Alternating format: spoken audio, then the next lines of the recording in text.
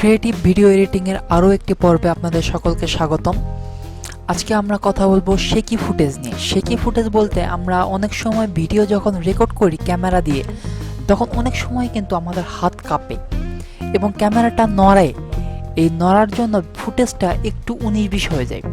তো এই 19-20টা বা একটু যেটা নড়েছে সেটাকে এক জায়গায় বা অ্যাডজাস্ট করার জন্য যেই ফুটেজটাকে বলা হয় সেটা শেকি ফুটেজ বলা হয়। সেই শেকি ফুটেজটা অ্যাডজাস্ট করাকেই ফিক্সড বলতেছি আমরা।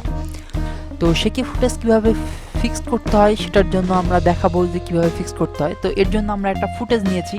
তো ফুটেজটা মোটামুটি শেকি। তো আমরা একবার প্লে করে দেখিয়ে নেই। দেখুন ভিডিওটা কিন্তু নড়তেছে।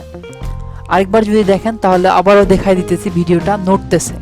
ফুটেজটা নড়তেছে না, কিন্তু ভিডিওটাই নড়তেছে বা ক্যামেরাটা নড়তেছে। দেখুন যে ক্যামেরাটা কিন্তু এক জায়গায় নেই, ক্যামেরাটা নড়তে এই দিক থেকে ওই দিকে নড়তেছে। কিন্তু এত বড় ভিডিও তো আসলে করতে অনেক সময় লাগবে, যেহেতু টিউটোরিয়াল ভিডিও আমরা শর্ট টাইমে করতে চাচ্ছি।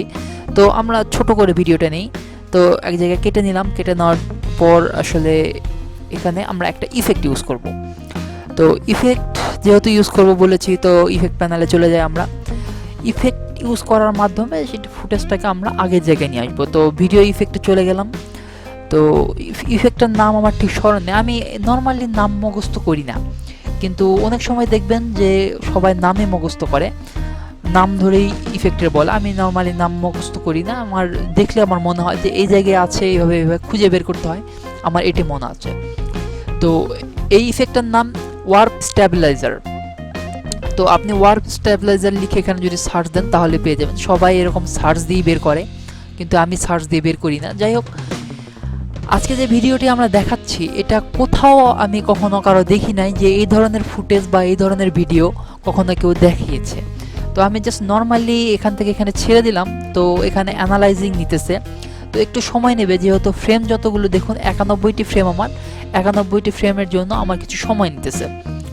তো এই সময়টা তাকে দিতে হবে, তো এই জন্য আপনাকে একটু ওয়েট করতে হবে, এর বেশি কিছু না। আমার মোটামুটি কাজ শেষের দিকে, বেশি সময় লাগে না, যেহেতু আমরা অল্প একটু ফুটেজ নিয়েছি সেহেতু আমার সময় খুব একটা লাগবে না। তারা নিজে ইচ্ছা মতো সে তার মতো করে ফিক্স করে তারপর দিতেছে। তো তারপরও যদি ফিক্স না হয় এর জন্য কিছু অপশন তো রয়েছে, সেগুলো আমি দেখাবো। তো যাই হোক, প্লে করে দেখিয়ে নেই। তো তার আগে আমি এই ফুটেজটা একটু সরে নিই, এতে করে আমরা বুঝতে পারবো যে আমার ফুটেজ কি হইতেছে। তো জাস্ট প্লে করতেছি। দেখুন আগে যেমন যতটা 19-20 ছিল বা যতটা নড়তেছিল ততটা কিন্তু নড়তেছে না, জাস্ট একটা নড়তেছে। দেখুন এই দিকে আসতেছে, এতটা কিন্তু নড়তেছে না। দেখুন, আর আগের যদি এই ভিডিওটাতে যদি আসা হয় তাহলে দেখুন যে কতটুকু নড়তেছে, দেখেছেন? ঠিক এইরকমই কিন্তু আগের ভিডিওটা চলতেছিল। তো তারপরও যদি মনে হয় যে না আমার এইটুকু দিয়ে হইতেছে না, আমার আরও লাগবে, তো এখানে দেখুন যে কিছু অপশন আছে রেজাল্টে। তো রেজাল্টে স্মুথ আছে, তো এরকম কিছু অপশন রয়েছে। তো এই অপশনগুলো আপনি চেঞ্জ করে দেখে নিতে পারেন যে কী রকম হতে পারে বা কী রকম হবে।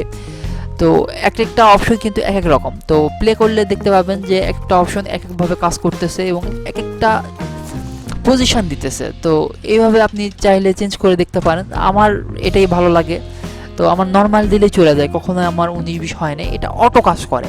তো এটা আমার তেমন সমস্যাও করে না।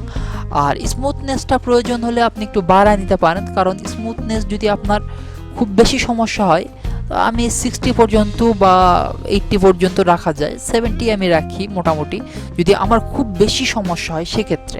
নয়তো কিন্তু আমার প্রয়োজন হয় না। স্মুথনেস বলতে যে নড়তেছে, এই নড়ার যে স্ট্যাবিলিটিটা বা যত দ্রুত নড়তেছে তার একটু স্মুথ, বুঝতেই তো পারতেছেন স্মুথ কি, আপনাদের নতুন করে আর বোঝানোর কথা নয়, সবাই মোটামুটি বোঝেন স্মুথনেসটা। তো জাস্ট এ পর্যন্তই। এগুলো কিন্তু মোস্ট অ্যাডভান্স লেভেলের কাজ। আমি এখন পর্যন্ত কোনো ভিডিও টিউটোরিয়ালে এরকম কাউরে দেখি নাই যে ওয়ার্প বা এই ধরনের কাজ করতে যে শেকি ফুটেজ ঠিক করে দিচ্ছে। এটা অ্যাডভান্স লেভেলের কাজ।